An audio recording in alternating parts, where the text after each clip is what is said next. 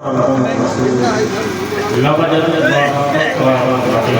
آئے ہیں تو صدق اللہ العظیم وصدق رسوله النبی الامین المبین المدین الکریم ونحن على ذلك لمن الشاهدین والشاکرین والحمد للہ رب العالمین.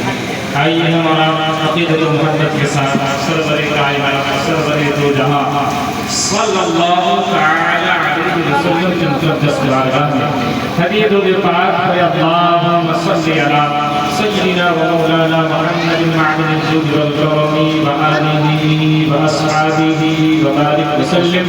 صلوا علیہ صلاۃ و سلام علیک یا رسول اللہ یا حبیب اللہ صلی اللہ تعالی علیہ وسلم. آج ہمارا تشریف فرما ہے ایسے لوگوں کی زیارت میں بیٹھے ہیں جو لوگ خانہ کعبہ کی زیارت کرتے ہیں، جو مسجد منورہ مسجد نبی وہاں کی گلیوں کی زیارت کرتے آئے ہیں. اعلیٰ حضرت کے بھائی علامہ استاد زمان علامہ حسن رضا خان علیہ الرحمہ فرماتے ہیں عجب رنگ پر ہے بہار مدینہ.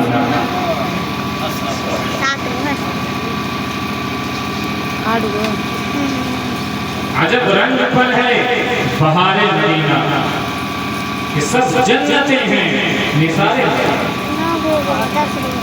عجب رنگ پر ہے بہار مدینہ کہ سب جنتیں ہیں نثار مدینہ.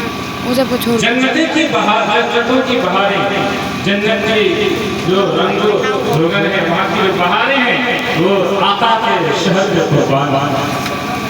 عجب رنگ پر ہے بہار مدینہ کہ سب جنتیں ہیں نثار مدینہ. اور اس مدینے میں کون جاتا ہے کون جاتا ہے؟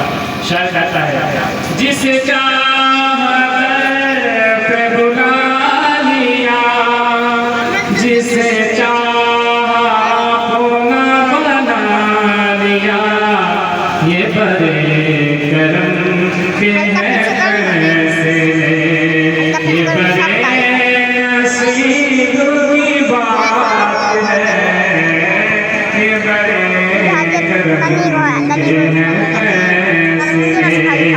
یہ بڑے نصیب کی بات ہے.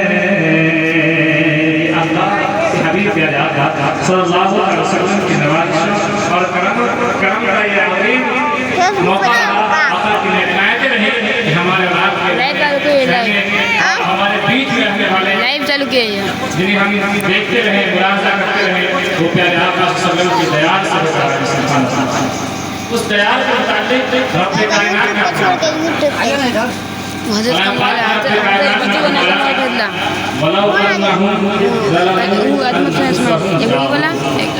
وہ لوگ اپنی جانوں کی ظلم کرتے ہیں. اے محبوب آپ کی بارگاہ میں آئے. کہاں آئے؟ اے محبوب آپ کی بارگاہ میں آئے. اس سے آپ سمجھ سکتے ہیں کہ پیارے آقا صلی اللہ علیہ وسلم کی بارگاہ میں آنے کے لیے رب کائنات کر رہا ہے اور کیا کہہ رہا ہے وَلَوْ أَنَّهُمْ إِذْ ظَلَمُوا أَنفُسَهُمْ جاؤ کہ وہ لوگ جو اپنے جانوں پہ ظلم کر لیں. اے محبوب آپ کی بارگاہ میں آئے اور آقا کیا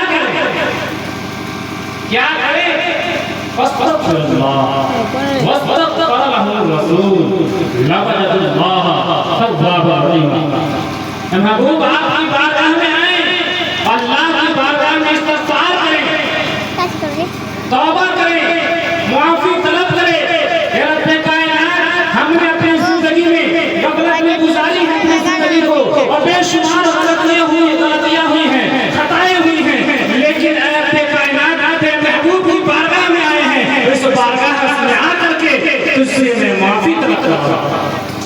اللہ نے یہ طریقہ سکھایا اور کہا اے محبوب آپ کی بارگاہ میں آئے اور اللہ سے معافی طلب کریں اور آپ صلی اللہ علیہ وسلم اس کے لیے مغفرت کی دعا کریں تو ضرور رب کائنات کو بخشنے والا پائے گا. ضرور رب کائنات کو وہ بخشنے والا پائے گا. تو میرے بزرگ دوستوں اس مقدس بارگاہ سے ہو کر آئے. ارے تو ہاتھ کہاں چھو رہی؟ معلوم وہ بارگاہ کیا بارگاہ ہے جس بارگاہ میں جانے کے لیے دیوانے مچلتے ہیں. جس بارگاہ میں جانے کے لیے ایمان والے جو گناہگار ہو تو نہیں ہے. جو ایمان والا وہ مسجد جاتا ہوتا ہے اور کہتا ہے یا رسول اللہ آپ نے آپ کی عنایت ہوئی ہے, آپ کی مہربانیاں ہوئی ہیں, آپ کی برکتیں ہوئی ہیں, ہمیں ایمان مل گیا ہے. آپ کی حسنت سے, آپ کی فضیلت سے ہی ہمیں ایمان ملا ہے, ہمیں کلمہ ملا ہے. ہمیں یہ معلوم ہوا کہ رب کائنات ایک ہے, خالق ایک ہے, مالک ایک ہے, رازق ایک ہے, پیدا کرنے والا ایک ہے. میرے آقا اگر آپ نہ ہوتے, یہ بہاریں نہ ہوتی, یہ راتیں نہ ہوتی, تو ہم یوں ہی اپنی زندگی گزارتے ہیں. سبحان اللہ سبحان کثرت اللہ. نہیں پڑتا. اب آپ کے سر سے نہیں ہوئی ہے, اس لیے انسان مچلتا رہتا ہے. کاش جس مقدس بارگاہ کے سر سے میں ہم سب کچھ ملا, کاش اس دیار میں جانے کا شرط حاصل ہو جائے, اس بارگاہ میں حاضر ہو جائیں اور بارگاہ میں جا کر رب کائنات سے ہم معافی طلب کریں. کوئی انسان نہیں جس کے اندر جو خطا کار نہ ہو, گناہگار نہ ہو. کوئی کم خطا کار ویڈیو بناؤ گے ایک بار سے زیادہ غلطی کر جاتا ہے. حضرت کا لیکن مولا اللہ نے ایک طریقہ سکھایا کہ تم اپنے میرے محبوب بندوں کے پاس جاؤ اور دعائیں کرو تو تمہاری دعائیں قبول ہوگی. یہاں سے وسیلہ بھی سمجھ میں آتا ہے.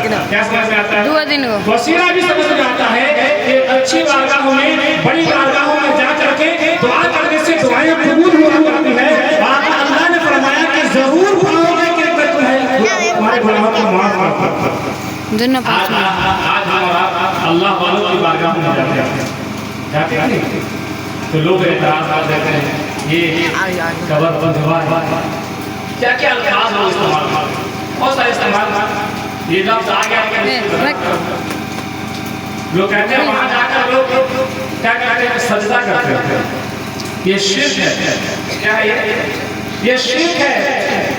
اللہ کے علاوہ کسی کو سجدہ کرنا درست نہیں ہے. خالق اور مالک اللہ ہے اور اللہ ہی کو سجدہ کیا جائے گا. یہ بات حق ہے. میرے بزرگوں دوستو, ایک صحابی رسول تھے, کسی ملک جاتے ہیں, جب وہاں سے جانے کے بعد آتے ہیں, حضرت معاذ رضی اللہ تعالیٰ آنے کے بعد دیکھتے کیا ہے جس ملک میں وہ جاتے ہیں وہاں کا یہ معاملہ ہوتا ہے کہ ادب کے طور پر, احترام کے طور پر جس سے چیز کو محبت ہوا کرتی تھی اس کا لوگ ان کے قدموں کو بوسہ دیا کرتے تھے, ان کے قدموں میں گر جایا کرتے تھے. حضرت معاذ جب آتے ہیں اللہ کے بارگاہ میں تو آپ بھی سجدے کی طرح ہو جاتے ہیں اور ادب کے طور پر جھک جاتے ہیں. آپ پوچھتے ہیں اے معاذ تم کیا کر رہے ہیں؟ کہا یا رسول اللہ ہم نے دیکھا ہے کہ ادب کے طور پر اس طرح کیا جاتا ہے, ادب کے لیے بھی ایسا کیا جاتا ہے. میرے بزرگوں دوستو, آقا نے فرمایا اے معاذ اگر سجدہ کرنا جائز ہو جاتا تو رب کائنات میں حکم دیتا ہر بیوی کو کہ اپنے شوہروں کو سجدہ کرے, اپنے شوہروں کو سجدہ کرے. میرے بزرگوں دوستو, تو سجدہ کرنا خالق سمجھ کر, مالک سمجھ کر تو صرف رب کائنات کا ہی ہے, عبادت سمجھ کر رب کائنات کا ہی سجدہ کرنا ہے. لیکن ادب کے طور پر, احترام کے طور پر بھی سجدہ کرنا جائز نہیں, جائز نہیں ہے. لیکن ہاں اگر کوئی کر دے تو مشرک نہیں ہوگا. اگر کسی نے کیا کہ مشرک نہیں ہوگا. سجدہ دو طرح سے ہوتا ہے, ایک معبود سمجھ کر, ایک انسان سمجھ کر, ادب کے طور پر, ایک خالق سمجھ کر, ایک بندے خدا سمجھ کر. نماز میں آپ کھڑے ہوتے ہیں, مسجد میں جاتے ہیں, نیت ہوتی ہے ابھی ہم اللہ کی بارگاہ میں کھڑے ہیں. ادب کے طور پر کسی کے سامنے ادب کے طور پر یہ سوچ کر نیت دیکھنا ہے کہ ہم اگر رب کائنات کی بارگاہ میں کھڑے ہیں, مسجد میں گئے ہیں, نیت کی اللہ اکبر کھڑے ہیں, اور ایک انسان اپنے باپ کے سامنے بھی کھڑا ہے, ہاتھ میں باندھا ہوا ہے, لیکن ایک بیٹا ہے اپنے باپ کے سامنے کھڑا ہے, ایک شاگرد اپنے استاد کے سامنے کھڑا ہے. یہ نیت ہے کہ ہم اپنے استاد کے احترام میں کھڑے ہیں. ایک